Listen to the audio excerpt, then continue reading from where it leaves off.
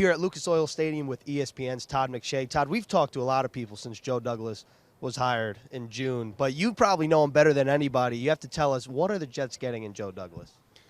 Joe is one of the great people, and I'm not just saying that because I played with him and he's a good friend. I think what the Jets are getting is a guy who grew up the right way in football, with Ozzie Newsome, Phil Savage. These guys, like, they taught him the way to evaluate players and what to do and how to do it, and the process is so important to him. He's so respectful of having people that he trusts and loves, and like the right guys around him, the right people around him, I should say. And then he wants to bring in the right players in terms of leadership, toughness, versatility. Like, he knows what to look for. He's patient in the draft. He's probably not going to move up and go make a splash. He's going to move back, or he's going to stay put and try to get a value like Ozzie did for so many years in Baltimore. And in free agency, he's one of the great human beings. You want to be around this guy. You want to work for him. You want to win with him. And he's the kind of guy that if you're a free agent, you want to be a part of what he's building with the Jets.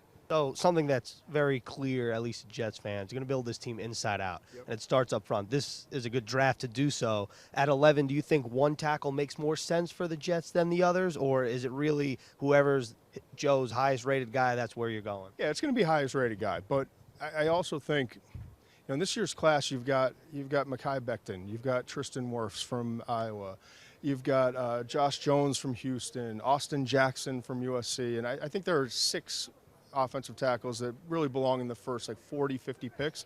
After that, there's a huge drop-off.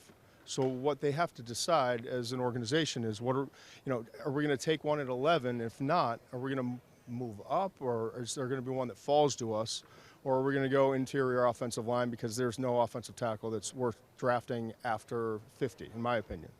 I think they're going to look for someone who's going to come in and be ready to play, can protect Sam. They've got to get someone who can help protect him. And then if it's not an offensive tackle, maybe it's a receiver, give him a weapon.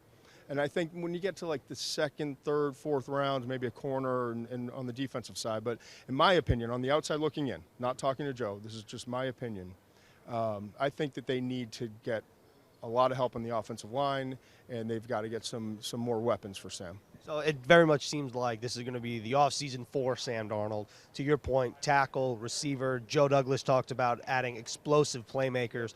With such a rich receiver class, who are some guys that you think make sense for the Jets, not only in round 2, but even rounds 3 to 4? Yeah, I mean, I've got 20 receivers in the first 3 rounds right now. And I've heard other people say 23, 25, somewhere in that range, which would be record-setting. There's 7 in my top 32 overall right now, which would be the most in over a decade. 6 is the most that we've seen in the last 10 years. So, I mean, you're not getting Jerry Jeudy from Alabama. You're likely not getting C.D. Lamb from Oklahoma. After that, are you bringing in Henry Ruggs, the Speedster, who tonight is going to probably run in the 4.2s? It's going to be fun to watch. After that, there are some bigger receivers. You've got Justin Jefferson from LSU, who's great in contested catches. You've got T. Higgins, Clemson wide receiver, 6'4", 220 pounds. Even you get in the second, third rounds, like Van Jefferson, who I actually had an injury in his foot that came out and he has to have surgery. But the Florida wide receiver in the third round is a guy, if you're looking at Sam and his ability to extend plays, and the magic that he has in the pocket, let's find a guy where he can throw the ball up and go make contested catches. And I think like a Van Jefferson, Justin Jefferson, Higgins, those type of guys would be beneficial for him. So I just want to wrap things up. I have to ask you, what's your best Joe Douglas story, memory, something from back in your days at Richmond? Got a couple that I won't tell here. He and I competed for the worst cars at University of Richmond, at least on our team. I had a 1973. I forget what it had. Holes in the floor. He had a Cutlass Sierra, I think.